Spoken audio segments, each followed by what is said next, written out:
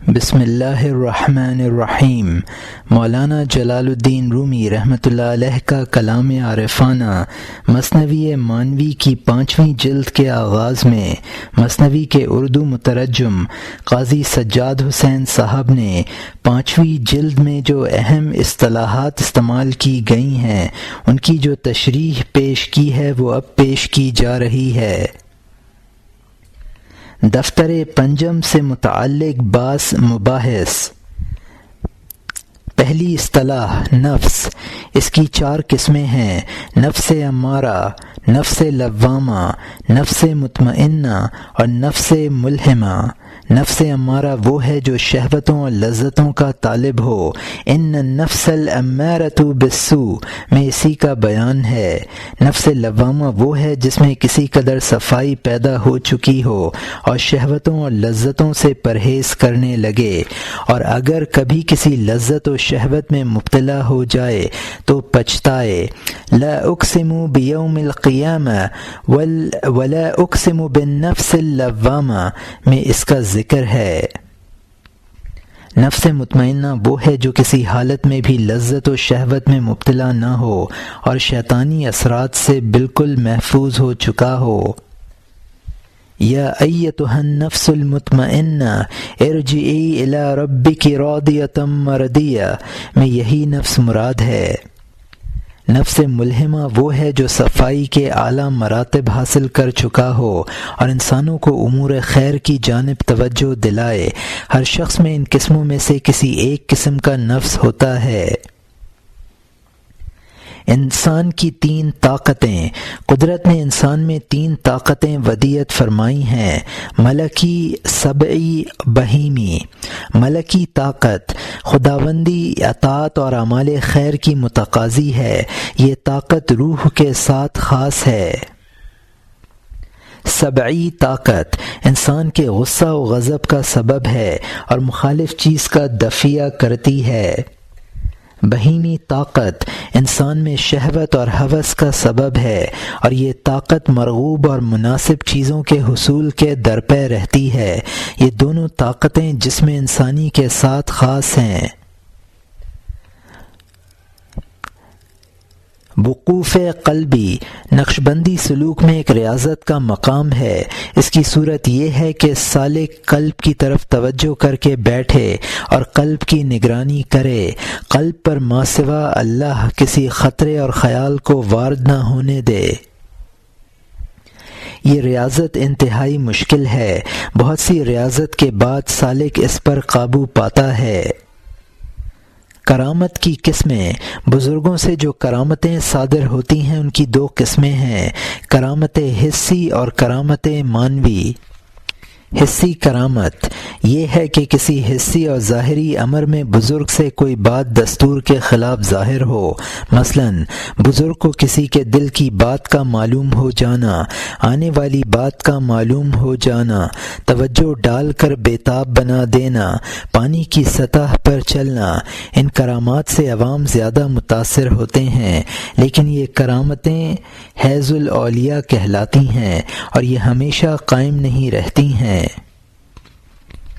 مانوی کرامت دین پر استقامت، بری عادتوں سے پاکی، خیر کی طرف سبقت، فرائض و واجبات کی بروقت ادائیگی، یہ مانوی کرامتیں ہیں۔ دراصل فضیلت یہی ہے، یہی اہل اللہ اور فرشتوں کی صفات ہیں۔ فیض اقدس، فیض مقدس، حضرت حق تعالی کی جانب سے مخلوق کو جو فیض پہنچتا ہے اس کی 2 قسمیں ہیں۔ فیض اقدس وہ فیض ہے جو حق تعالی کی جانب سے اعیان ثابتہ کو پہنچتا ہے، یہ فیض تعدد اور کثرت سے پاک ہے۔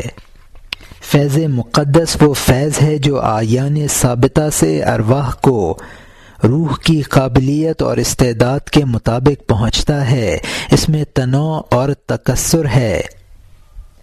ان دونوں کی مثال اس طرح سمجھ لی جائے کہ سورج کا نور مختلف رنگ کے آئینوں پر پڑتا ہے اور پھر آئینوں کے ذریعے مختلف قسم کا نور انسان پر پڑے۔ سورج کا جو نور آئینوں پر پڑا وہ فیض اقدس کی مثال ہے، اور جو آئینوں کے ذریعے انسانوں پر پڑا وہ فیض مقدس کی مثال ہے۔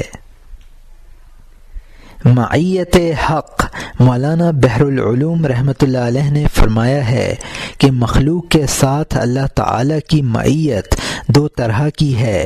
معیت عامہ یعنی حق تعالیٰ کی یہ معیت تمام مخلوق کے ساتھ ہے، خواہ وہ مومن ہو یا کافر۔ وَهُوَ مَعَكُمْ أَيْنَمَا كُنْتُمْ، وہ خدا تمہارے ساتھ ہے تم جہاں کہیں بھی ہو۔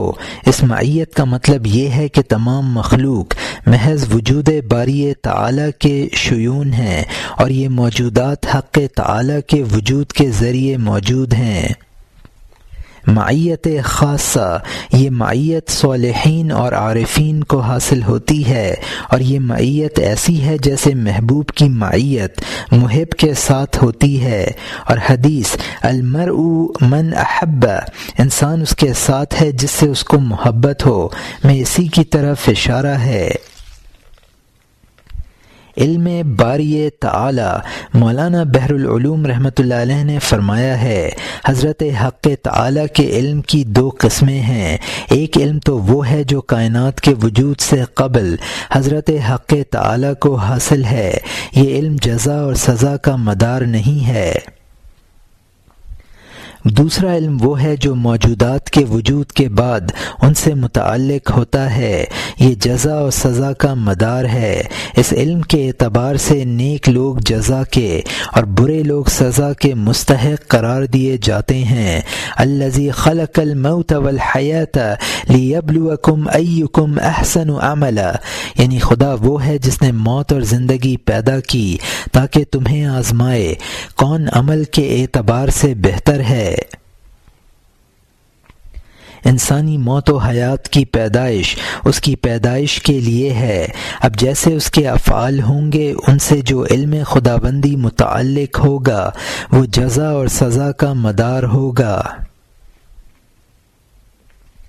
معجزہ رد الشمس، روایت ہے کہ حضور صلی اللہ علیہ وسلم کا سر مبارک حضرت علی رضی اللہ عنہ کی گود میں تھا اور آپ پر وحی نازل ہو رہی تھی۔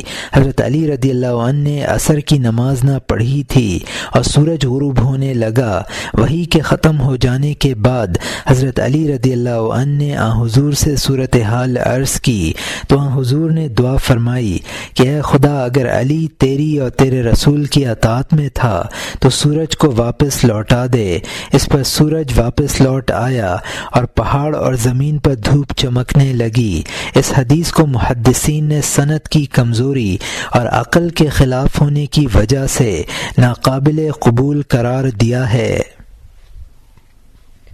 عشرۂ مبشرہ، وہ 10 صحابہ جن کو حضور صلی اللہ علیہ وسلم نے ان کی زندگی ہی میں جنت کی بشارت دے دی تھی، یہ ہیں ابو بکر، عمر، عثمان، علی، زبیر، طلحہ، عبد الرحمن، ابو عبیدہ، سعد بن ابی وقاص، سعید بن زید رضی اللہ عنہم۔ ان کے علاوہ بعض دوسرے صحابہ بھی ہیں جن کو ان کی زندگی میں جنت کی بشارت ملی ہے، لیکن عشرۂ مبشرہ یہی 10 کہلاتے ہیں۔ حدیث لولاک، حضرت ابن عباس رضی اللہ عنہ نے روایت کیا ہے کہ حضور صلی اللہ علیہ وسلم نے فرمایا کہ میرے پاس جبرائیل علیہ السلام آئے اور کہا کہ آپ کے لیے فرمایا گیا ہے یا محمد لولاک لما خلقت الجنت ولولاک لما خلقت النار، اے محمد صلی اللہ علیہ وسلم، اگر تم نہ ہوتے تو میں جنت کو پیدا نہ کرتا، اور اگر تم نہ ہوتے تو میں دوزخ کو پیدا نہ کرتا۔ ایک دوسری روایت میں ہے لولاک ما خلقت الدنیا، اگر تم نہ ہوتے تو میں دنیا کو نہ پیدا کرتا۔ ان روایتوں کا مضمون اگرچہ صحیح ہے لیکن ملا علی قاری رحمۃ اللہ علیہ نے ان کو موضوعات میں شمار کیا ہے۔ عباس سے دبس یہ ایک بھکاری تھا جو بھیک مانگنے کے 70 طریقے جانتا تھا۔ فرضی طور پر ایسے دردناک انداز سے روتا تھا کہ لوگوں کو رلا دیتا تھا، پھر بھیک مانگتا تھا تو جھولی بھر لیتا تھا۔ اسی عباس کو بعض اہل لغت نے عباس سے دوست لکھا ہے اور بتایا ہے کہ چونکہ یہ دوست قبیلے کا تھا اس لیے اس کو عباس دوست کہا جاتا ہے۔ اصحاب فیل ابرہہ الاشرم یمن کے علاقے کا ایک عیسائی گورنر تھا۔ خانہ کعبہ ڈھانے کے لیے اس نے ہاتھیوں کا لشکر لے کر مکہ معظمہ پر چڑھائی کی، لیکن اپنے مقصد میں کامیاب نہ ہوا۔ قدرت نے اس پر پرندوں کا ایک جھلڑ مسلط کر دیا۔ ان پرندوں کی چونچوں اور پنجوں میں کنکریاں تھیں جو ان پرندوں نے ہاتھیوں کے لشکر پر برسا دیں اور پورا لشکر تباہ ہو گیا۔ سورہ الفیل میں اس کا ذکر کیا گیا ہے۔ قوم لوط علیہ السلام، اس قوم میں لڑکوں سے بدفعلی کی عادت تھی، اسی لیے اس بدفعلی کرنے والے کو لوطی کہا جاتا ہے۔ حضرت لوط علیہ السلام کی فہمائش پر جب یہ نہ مانے تو ان کی بستیاں الٹ دی گئیں اور ان پر پتھر برسے جن سے وہ سب تباہ ہو گئے۔ اہل انطاکیہ، حضرت مسیح علیہ السلام نے اپنے 2 حواری انطاکیہ کے باشندوں کے پاس بھیجے۔ یہ لوگ بت پرست تھے۔ ان دونوں حواریوں نے بت پرستی کے خلاف لوگوں کو دعوت دی تو حبیب نجار ان کے ہاتھ پر ایمان لے آئے۔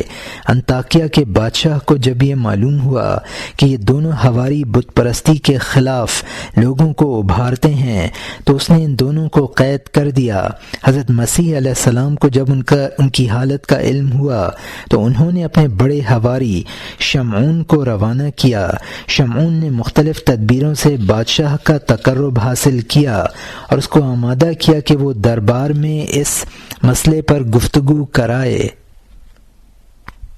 چنانچہ دربار میں ان حواریوں اور انطاکیہ والوں کی گفتگو شروع ہوئی۔ حبیب نجار کو جب پتہ چلا تو وہ دوڑ کر آئے اور اپنے ہم وطنوں سے کہنے لگے کہ تم لوگ ان بزرگوں کے ہاتھ پر ایمان لاؤ۔ اس پر مجمع بھڑک اٹھا اور اس نے حبیب نجار کو قتل کر دیا۔ سورہ یاسین میں اس واقعے کا ذکر کیا گیا ہے۔ اصحاب سبت، یہود کو حکم دیا گیا تھا کہ شنبے کے روز مچھلی کا شکار نہ کیا کریں۔ اس حکم میں ان کی آزمائش شروع ہوئی اور شنبے کے روز دریا میں مچھلیاں زیادہ نظر آنے لگیں تو ان میں لالچ پیدا ہو گیا اور اللہ تعالیٰ کے حکم عدولی شروع کر دی۔ تب ان پر مسخ کا عذاب نازل ہوا اور ان کو بندر بنا دیا گیا۔ سورۃ الاعراف میں اس کا ذکر ہے۔ عمر بن عبدالعزیز رحمۃ اللہ علیہ 61 ہجری میں اموی خاندان میں پیدا ہوئے۔ 99 ہجری میں آپ کو خلیفہ مقرر کیا گیا۔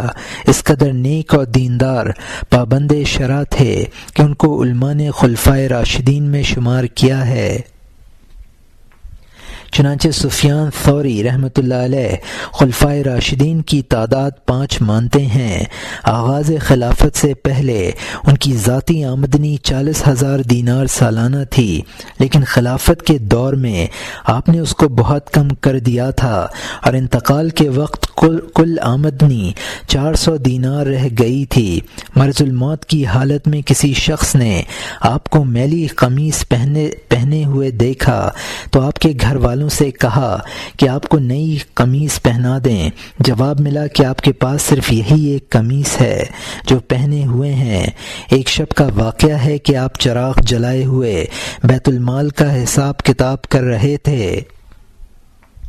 اسی اثنا میں آپ کا غلام آیا اور کچھ گھریلو باتیں کرنے لگا۔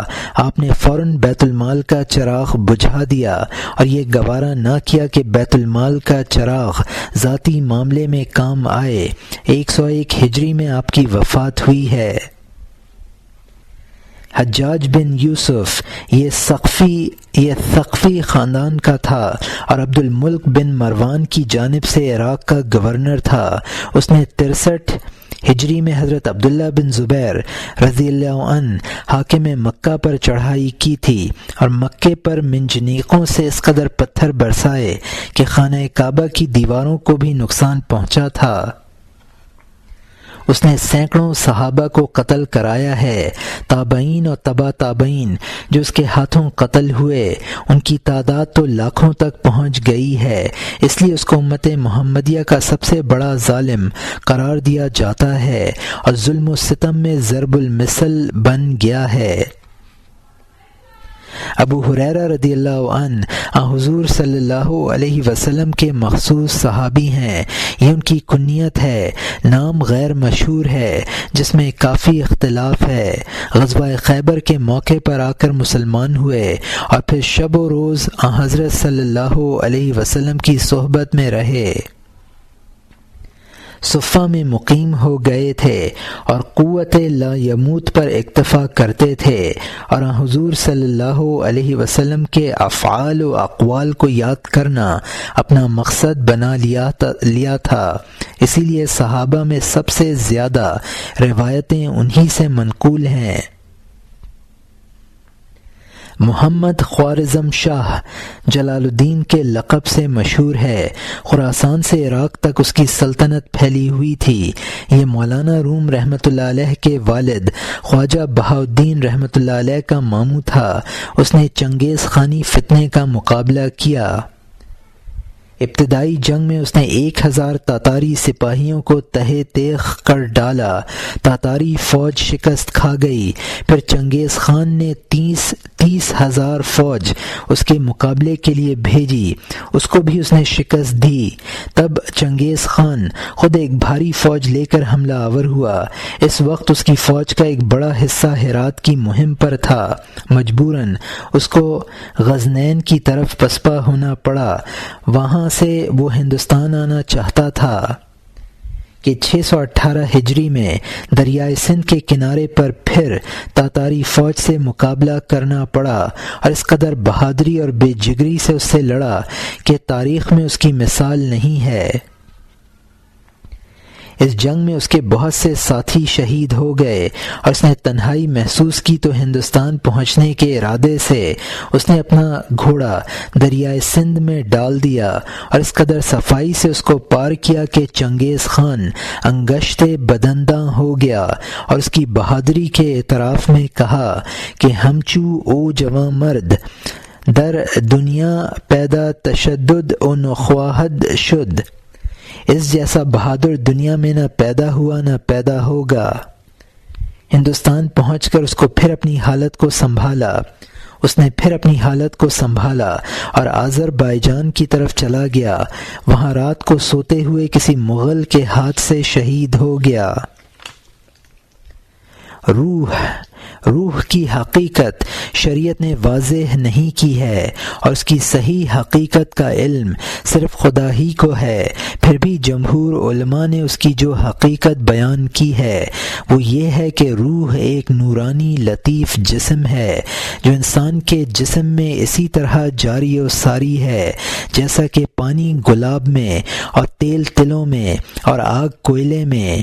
جب تک وہ لطیف جسم انسان کے جسم میں ساری اور جاری ہے انسان کا جسم زندہ ہے، اور جس وقت یہ لطیف جسم اس کثیف جسم سے جدا ہو جاتا ہے تو یہ کثیف جسم مردہ ہو جاتا ہے۔ روح کی شکل بالکل وہی ہے جو اس جسم کثیف کی شکل ہے۔ جس طرح اس کثیف جسم کی آنکھ، ناک، ہاتھ، پاؤں ہیں، اسی طرح روح کے بھی یہ اعضاء ہیں۔ اصل انسان روح ہے اور یہ کثیف جسم اس کے لیے بمنزلہ لباس کے ہے۔ جسمانی ہاتھ روح کے ہاتھ کے لیے بمنزلہ آستین کے ہے اور کثیف جسم کی ٹانگیں روح کی ٹانگوں کے لیے بمنزلہ پجامہ کے ہیں، اور چہرے اس کے چہرے کے لیے بمنزلہ نقاب کے ہے۔ استدراج سنت اللہ اور عام طریقے کے خلاف کسی واقعے کا ظاہر ہونا، مثلاً ہوا میں اڑنا، پانی پر چلنا، یہ نبی سے بھی صادر ہوتا ہے اور ولی سے بھی اور کافر سے بھی۔ اس طرح کا واقعہ اگر نبی سے صادر ہو تو اس کو معجزہ کہا جاتا ہے، جیسا کہ آن حضور کا جسمانی طریقے پر آسمانوں کی سیر کرنا وغیرہ۔ اور اگر ولی سے صادر ہو تو اس کو کرامت کہا جاتا ہے، اور اگر کسی کافر سے ایسی چیز کا صدور ہو تو اس کو استدراج کہتے ہیں۔ نحس اکبر و سعد اکبر، نحس اکبر ذیل ستارے کو اور سعد اکبر مشتری ستارے کو کہا جاتا ہے۔ منجمین کے خیال میں یہ دونوں ستارے نحوست اور سعادت میں بہت بڑھے ہوئے ہیں، اور زمین کے خیر و شر میں ان کے اثرات سب سے زیادہ پڑتے ہیں۔ مولانا روم رحمۃ اللہ علیہ اپنے کلام میں ستاروں کے مؤثر ہونے کا ذکر کرتے ہیں، لیکن اسلامی عقیدے کے اعتبار سے ان ستاروں میں کوئی ذاتی تاثیر نہیں ہے، ہر چیز میں حقیقتاً خدا ہی مؤثر ہے۔ سجاد حسین دہلی، 23 محرم الحرام 1397 ہجری، 3 جنوری 1978 عیسوی، اور یہاں 5ویں جلد کا ابتدائیہ ختم ہوتا ہے۔